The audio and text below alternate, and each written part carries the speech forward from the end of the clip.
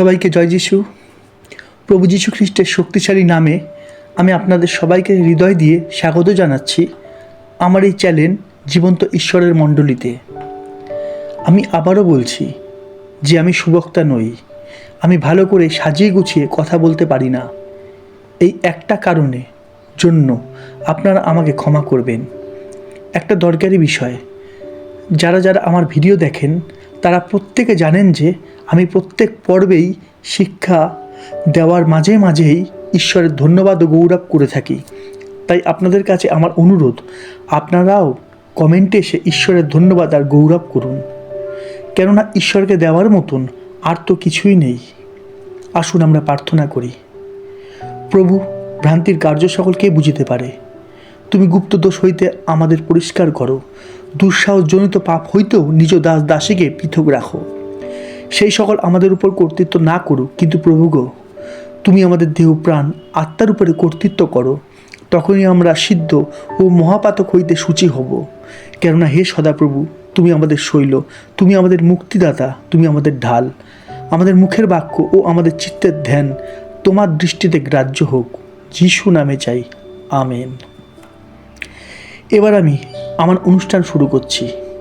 আজকের বিষয় হতেই পারে না। হ্যাঁ, ঠিক শুনেছেন, আজকের বিষয় হতেই পারে না। প্রথমে আমাদের জানা দরকার, মানুষ দু রকম হয়। এক, পজিটিভ চিন্তাধারার মানুষ। দুই, নেগেটিভ চিন্তাধারার মানুষ। তাই যারা নেগেটিভ চিন্তাধারার মানুষ, আজকের শিক্ষাটা তাদের জন্য নয়। আজকের শিক্ষাটা তারাই বুঝতে পারবে যাদের চিন্তাধারা পজিটিভ। কেননা বাইবেলও বলছে, লুক 18:27 তিনি কইলেন, যা মনুষ্যের অসাধ্য তা ঈশ্বরের সাধ্য। বাইবেল বলছে লুক 1:37, কেননা ঈশ্বরের কোনো বাক্য শক্তিহীন হইবে না। আশা করি বোঝা যাচ্ছে কেন আমি বলেছিলাম যে সবাই আজকের শিক্ষাটা বুঝতে ও বিশ্বাস করতে পারবে না।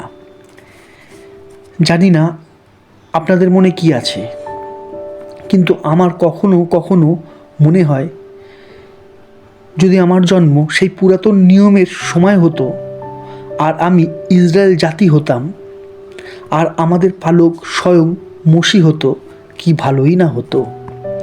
নিজের চোখে কত বড় বড় অলৌকিক কাজ দেখতে পেতাম, যা এখন চিন্তা কল্পনারও বাইরে, তাই না? আবার কখনো কখনো মনে হয়, যদি আমার জন্ম সেই নতুন নিয়মের সময় হতো, তাহলে নিজের চোখে প্রভুর আশ্চর্য কাজগুলো দেখতে পেতাম, যে অলৌকিক কাজগুলো আজ আমরা বাইবেলে পড়ি। আমার কথায় কেউ আশ্চর্য বোধ করবেন না। আমি তো ভাবছি, আর ভাবতে তো পয়সা লাগে না। আপনারাও ভাবুন না। কখনো মনে হয়, যদি প্রভু যিশুর শিষ্য হতাম, তাহলে আজ আমার নাম বাইবেলে লেখা থাকতো, আর আজ আপনারা আমাকে বাইবেলের মাধ্যমে চিনতেন। কি ভালোই হতো, তাই না? কেননা পুরো বাইবেলে যারা ঈশ্বরের সন্তান বা শিষ্য ছিল, তাদের একজনেরও কিন্তু মৃত্যু হয়নি। কি অবাক ঘটনা, তাই না? আমি না, আপনাদের বাইবেল বলছে। আমরা দেখি যোহন 11:25 কি বলছে, যিশু তাহাকে কহিলেন, আমি পুনরুত্থান ও জীবন, যে আমাকে বিশ্বাস করে সে মরিলেও জীবিত থাকিবে। প্রভু যিশু বলছেন, এবার বিশ্বাস হলো তো? আমরা দেখি মতি 17:2-3 পরে তিনি তাদের সাক্ষাতে রূপান্তরিত হইলেন, তাহার মুখ সূর্যের ন্যায় দীপ্যমান এবং তাহার বস্ত্র দীপ্তির ন্যায় শুভ্র হইল। আর দেখো, মসি ও এলিও তাহাদিওকে দেখা দিলেন, তাহারা তাহার সহিত কথোপকথন করিতে লাগিলেন। কি অবাক ঘটনা, তাই না? পুরাতন নিয়মের সেই ভাওবাদীদের নতুন নিয়মের শিষ্যরা স্বচক্ষে দেখতে পাচ্ছে। তাই তো প্রভু বলেছেন লুক 13:27-28, কিন্তু তিনি বলিলেন, তোমাদিওকে বলিতেছি, আমি জানি না তোমরা কোথাকার লোক। হে অধর্মচারী সকলে, আমার নিকট হইতে দূর হও। সেই স্থানে রোদন ও দন্তঘর্ষণ হইবে, তখন তোমরা দেখিবে আব্রাহাম, ইসাক ও যাকব এবং ভাওবাদী সকলেই ঈশ্বরের রাজ্যে রহিয়াছেন, আর তোমাদিওকে বাইরে ফেলিয়া দেওয়া হইতেছে।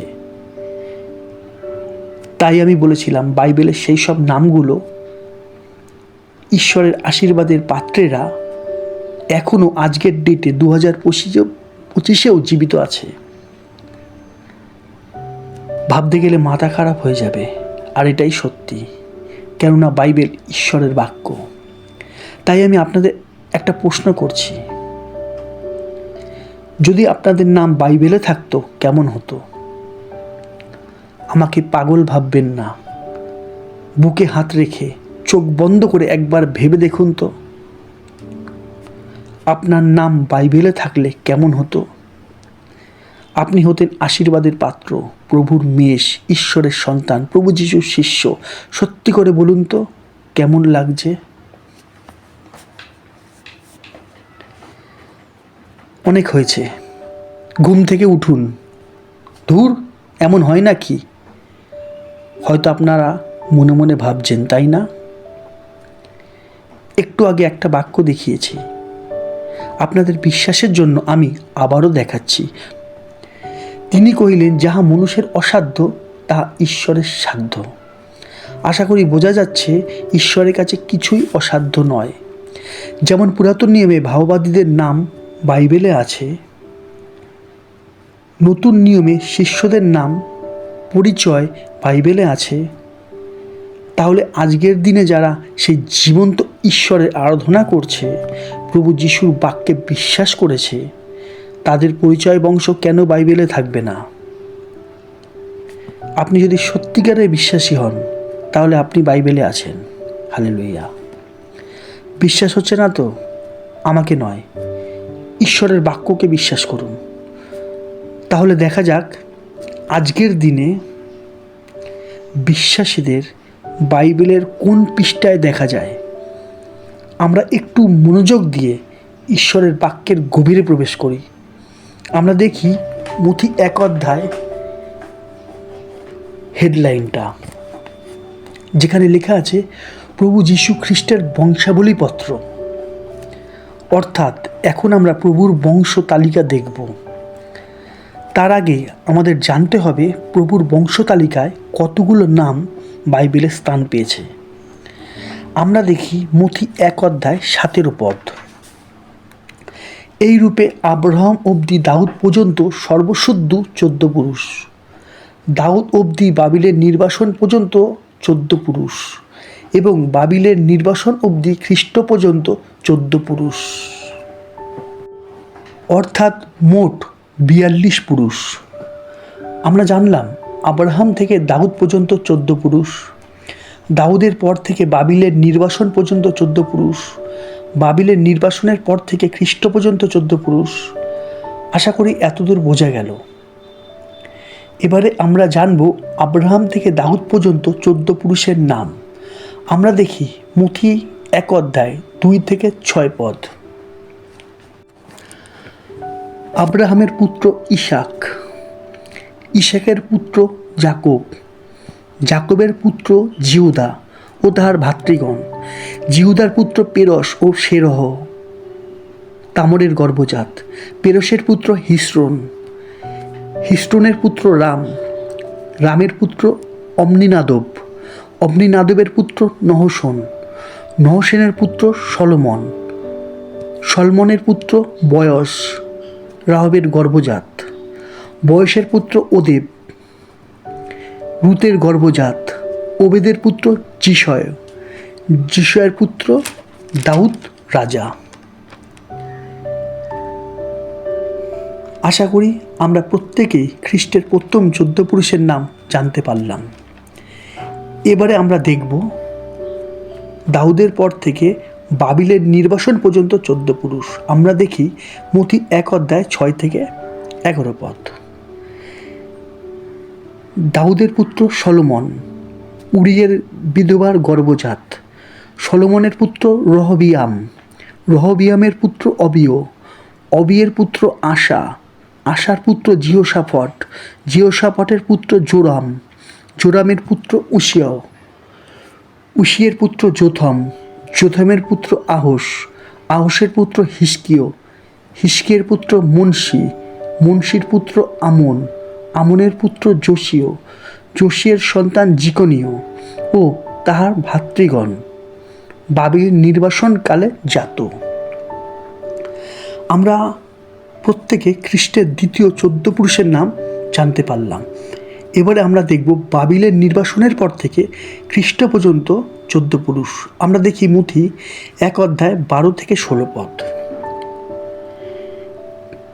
জিকোনিয়ের পুত্র সলটিয়েল বাবিলের নির্বাসনের পরে জাত। সলটিয়েলের পুত্র সরুব্বাবিল, সরুব্বাবিলের পুত্র অবিহুদ, অবিহুদের পুত্র ইলিয়াকিম, ইলিয়াকিমের পুত্র আশুর, আশুরের পুত্র সাদক, সাদকের পুত্র আখিম, আখিমের পুত্র ইলিহুদ, ইলিহুদের পুত্র ইলিয়াসর, ইলিয়াসরের পুত্র মত্তন, মত্তনের পুত্র জাকব, জাকবের পুত্র যোসেফ, ইনি মরিয়মের স্বামী। এই মরিয়মের গর্ভে যিশুর জন্ম হয়, যাহাকে খ্রিস্ট অভিষিক্ত বলে। কি হলো এখানে 13টা নাম বেরোলো কেন? প্রথমটার 14 বংশ, দ্বিতীয়টার 14 বংশ, তৃতীয়টার 13 বংশ কেন? আর একটা বংশের হিসাব কই? বাইবেল তো ভুল হতে পারে না, কেননা বাইবেল ঈশ্বরের বাক্য, তাই না?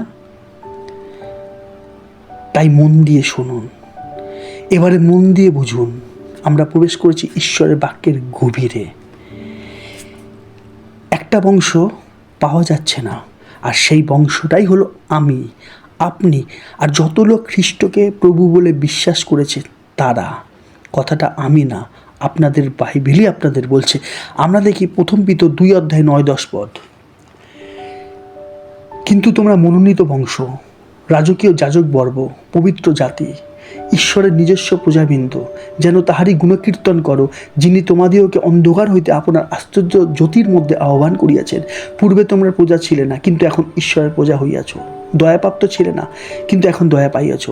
অর্থাৎ আমরাই হলাম সেই বংশ যার হিসাব ওইখানে নেই।